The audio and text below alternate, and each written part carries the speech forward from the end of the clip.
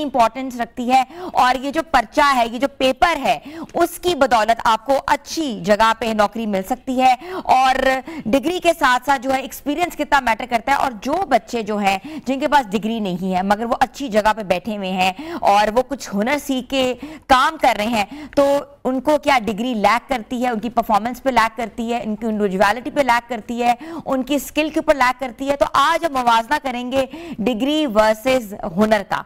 तो हमें आज जो हमारे मेहमान खास हैं उन्होंने ज्वाइन किया है और वो माहिर तालीम है, उनको आपने डिफरेंट चैनल्स पे भी देखा है, टीवी शोज पे भी देखा है। तो मैं वेलकम करती हूँ हुमा पराचा को। अस्सलाम वालेकुम हुमा। वालेकुम अस्सलाम। कैसी हैं? अल्हम्दुलिल्लाह। I must say you are having a beautiful set here. Thank you so much and we welcome you on this show because अभी हमारे शो के स्टार्ट प्रोग्राम्स हैं, तो हमने सोचा कि आज हम फॉर्मली एजुकेशन के ऊपर बात करें कि एजुकेशन जो है बहुत इंपॉर्टेंस रखती है। और आजकल जो पेरेंट्स हैं वो कितने परेशान हैं कि डिग्री कराएं या स्किल बेस्ड वर्कर बनाएं। तो Huma, being an educationist, you know, आपका एक बहुत बड़ा विजन है। आप समझती हैं कि आगे आने वाले सालों में क्या चीज़ जो है वो बच्चों में लैक करेगी और क्या चीज़ बच्चों में इन्हांस करेंगी। आप क्या समझती हैं, डिग्री की कितनी इंपॉर्टेंस होगी और स्किल बेस्ड वर्कर जो है क्या वो दुनिया में एक्सेल कर पाएगा? अच्छा, मैं यहाँ पे आपसे ये कहना चाहूँगी कि आजकल अगर आप सुनते हैं ना तो एक वॉर चल रही होती है कि अच्छा या तो डिग्री लें या स्किल्स लें। I believe in keeping both of the things in parallel. अच्छा, ठीक है। होता क्या है हमारे यहाँ कि जब बच्चे रोट मेमोरेशन के बाद आगे अपनी प्रैक्टिकल लाइफ में आते हैं तो चूंकि उनके पास कोई प्रैक्टिकल या फिजिकल एक्सपीरियंस नहीं होता है तो वो लैक कर रहे होते हैं, राइट। एंड सेकेंडली अभी आप देखते हैं ना तो अभी लेटेस्ट जो WEF की रिपोर्ट आई है 2023 की, उसके अकॉर्डिंग अभी जब हम अपने बच्चों को बड़ा करते हुए सोच रहे थे कि अच्छा जी या तो ये डॉक्टर्स बनेंगे या ये इंजीनियर्स बनेंगे, ये किसी और फील्ड में आएंगे, right. You'll be surprised to know that 65% of students जो अभी हैं पढ़ रहे हैं, आने वाले वक्त के अंदर अभी वो जॉब्स क्रिएट ही नहीं हुई हैं जिनमें वो फॉल इन करेंगे। सोचिए कि जब हम बच्चे थे तो हम में से कभी किसी ने सोचा था कि हमारे पास 4x6 की एक डिवाइस होगी जिसको हम स्मार्टफोन के नाम से जानेंगे और हम पूरी दुनिया की इंफॉर्मेशन अपनी पॉकेट में लेंगे। हाँ। पहले आपको एक रिसर्च करनी होती थी। मुझे याद है कि जब हम लोग पढ़ रहे होते थे लाइब्रेरीज जाते थे, एक्सेस टू इंफॉर्मेशन आसान नहीं होता था, बिल्कुल, internet was not that fast, right. अच्छा, अब आज से कोई 10 साल पीछे चले जाए तो पाकिस्तान में किसी ने AI का नाम भी नहीं सुना था। तो हम बैठे हुए अभी इतनी फास्ट ग्रोइंग टेक लाइफ के अंदर कैसे सोच सकते हैं कि आने वाले 10 या 20 साल के बाद प्रोफेशंस क्या होंगे, राइट। सो यही रीजन है कि अभी जब आप सुनते हैं ना तो आपने IQ, हमारे बचपन में हम सुनते हैं कि फलां का IQ बहुत अच्छा है, अभी प्रोफेशनल लाइफ के अंदर आप देखते हैं EQ। Okay, EQ. Okay. Now, it's kind of a combination: emotional quotient, critical thinking, creation, right? और इन्हीं सब चीजों के कोलैबोरेशन। अच्छा, जहां तक मैं समझ पा रही हूँ रॉट मेमोराइजेशन से हम क्रिएटिविटी की तरफ जा रहे हैं, ठीक है? हाँ। रॉट मेमोराइजेशन ऐसी चीज होती है जो रटा जो रातों रात भूल जाता है, अगले दिन याद भी नहीं होता कि आपने लिखा क्या, आपने समझा क्या, आपने पढ़ा क्या।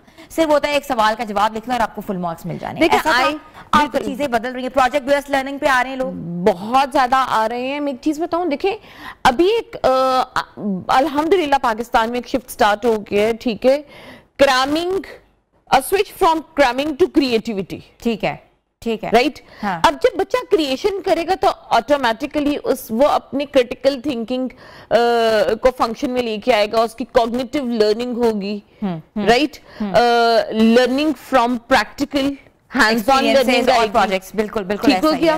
पहले क्या होता था कि आप जब थ्योरी पे करवा रहे होते थे, by the time the child enter into his practical life in professional life, ठीक है, तो वो बच्चा बेचारा प्रैक्टिकली चीजों को इम्प्लीकेबल कर ही नहीं पाता था, बहुत टाइम लग जाता था। एग्जैक्टली, ठीक हो गया। अब क्या मसला आता था कि शुरू दिन से उसको सिर्फ, और एक पेरेंट्स की तरफ से भी प्रेशर ये होता था कि हाँ जी bring marks. It's not about bringing marks, it's about getting the mastery. अच्छा, ये चीजें अब हमने सीखी हैं, being a parent myself. अब हम समझते हैं कि भाई मार्क्स आर नॉट इम्पॉर्टेंट, तुम्हारी पर्सनालिटी पे क्या असर हो रहा है, या तुम जो पढ़ रहे हो तुम्हें कुछ समझ आ रहा है। पहले मार्क्स की दौड़ होती थी, आपकी रेड लाइंस, रेड फ्लैग होता था घर में, मारे भी पिटती थी, डंडे भी पड़ते थे, टीवी भी बंद हो जाते थे, माँ कहती थी बस पढ़ो पढ़ो, दिन रात पढ़ो। मैं आपसे पूछना चाह रही हूँ हुमा, क्या जरूरी है पेरेंट्स के लिए, क्योंकि पेरेंट्स इस वक्त बहुत कंफ्यूज हैं and you can help them. अच्छा, मैं आपको एक मजे की बात बताऊं, अगर आप इस टाइम पे दुनिया के top 10 high rated education countries निकालते हैं ना, तो यू विल बी सरप्राइज्ड। आपने फिनलैंड का नाम सुना होगा, आपने साउथ कोरिया का नाम सुना होगा, आपने सिंगापुर का नाम सुना होगा, राइट? यहाँ पे स्टैंडर्डाइज्ड मार्किंग सिस्टम नहीं है, ठीक है, ठीक है। वो सिर्फ एनालाइज करते हैं कि बच्चे के कोलैबोरेटिव स्किल्स कितने अच्छे हैं, उसकी क्रिटिकल थिंकिंग कितनी अच्छी है, उसकी क्रिएटिविटी अप्रोच कैसी है, और उसके इंटरैक्टिव स्किल्स कितने अच्छे हैं, वो टीम वर्क के साथ काम कर सकते हैं कि नहीं कर सकते, राइट?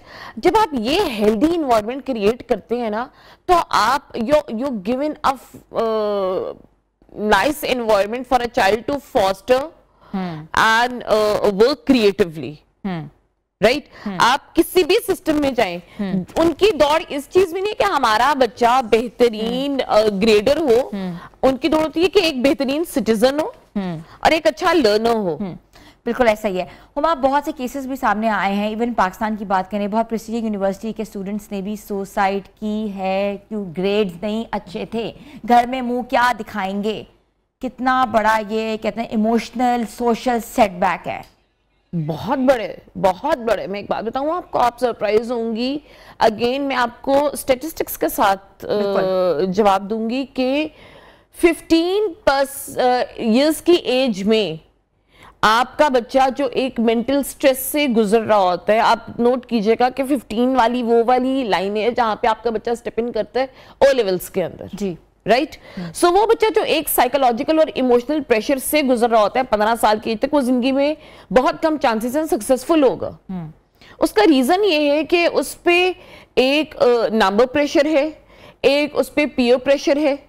पेरेंट्स ना सिर्फ उस बेचारे पे एक ये प्रेशर डालते हैं कि आपके ग्रेड्स ही आए, 80% के नीचे तो आगे तो वो तो समझते हैं कि पता नहीं हमारी नाक कट गई है खानदान के अंदर, हम किसी को क्या मुंह दिखाएंगे, या हम कैसे मवाजना करेंगे अपने बच्चे का, तो खाला के बेटे के साथ, खाला के बेटे के साथ, के बेटे के साथ। देखिए, आप तो यहाँ तक करते हैं कि मैं अक्सर कई दफा जब सिबलिंग राइवलरी के ऊपर एक सेशन दे रही होती हूँ ना, मैं कहती हूँ कि जी आपको पता है कि आप ही का बच्चा अपने दूसरे बहन या भाई से नफरत की हद तक क्यों आते, क्योंकि आप अनरियलिस्टिक कंपैरिजंस कर रहे होते हैं।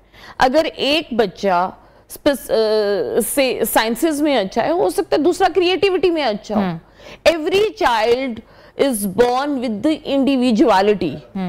तो हमारे पेरेंट्स के लिए ये बहुत जरूरी है कि उस इंडिविजुअलिटी को एक्सेप्ट करें और उसको एनकरेज करें और इस रेस से दूर रहें, देखिए मेरी बात सुनिए, हम आज भी हम जब निकलते हैं, क्या हमारे सीवी पे हमारे सीजीपीएस मेंशन होते हैं?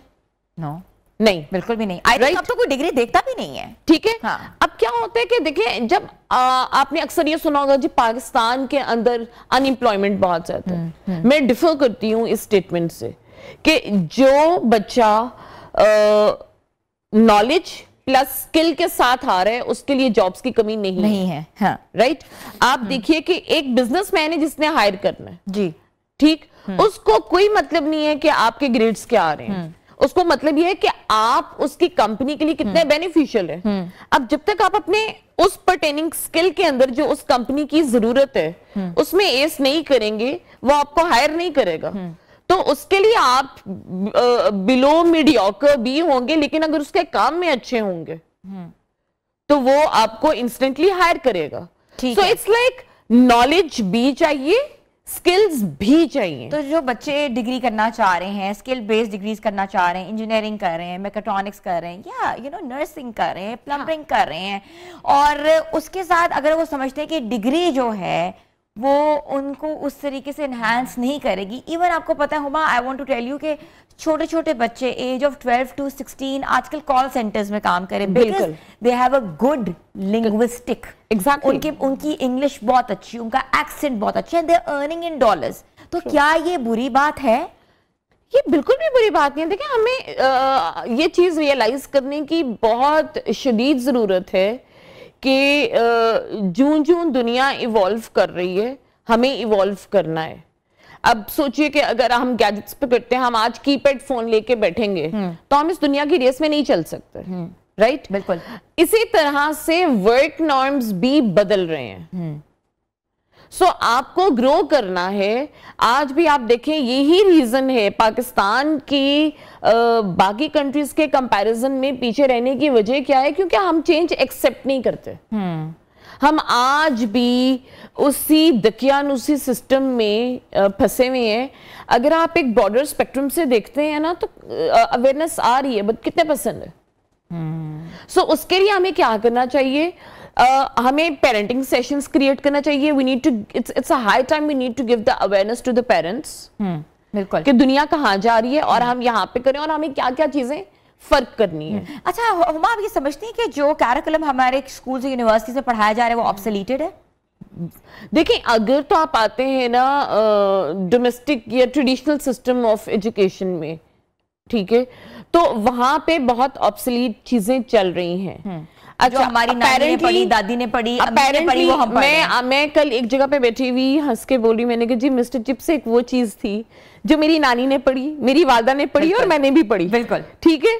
तो बड़ी मेहनत होती है हमारे कवर पेज को चेंज होने में। हाँ। हमारे कंटेंट की जो सीक्वेंस है वो भी अनफॉर्चुनेटली नहीं बदली जाती। बट हाँ, अभी एक इनिशिएटिव लिया जा रहा है कि हाँ हम करें, बट देन उसके लिए सिर्फ पॉलिसी मेकिंग हल नहीं है, इम्प्लीमेंटेशन और इम्प्लीमेंटेशन के साथ साथ उसकी मॉनिटरिंग।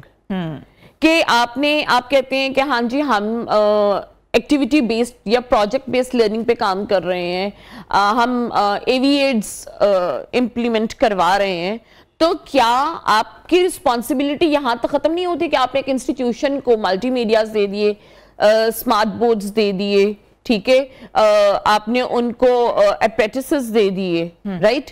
आपने ये मॉनिटर भी करना है कि क्या वो लोग, ये नोट कल्चर, लिखने वाला कल्चर आपने चेंज कर दिया, आपने चेंज हो गया है। अब लोग लैपटॉप्स पे काम करते हैं, कंप्यूटर से बात करते हैं, और इवन के आफ्टर कोविड बहुत सी चीजें हमने देखी हैं, देखी कि दुनिया बदल गई है। वर्क फ्रॉम होम की डेफिनेशन मिल गई है लोगों को।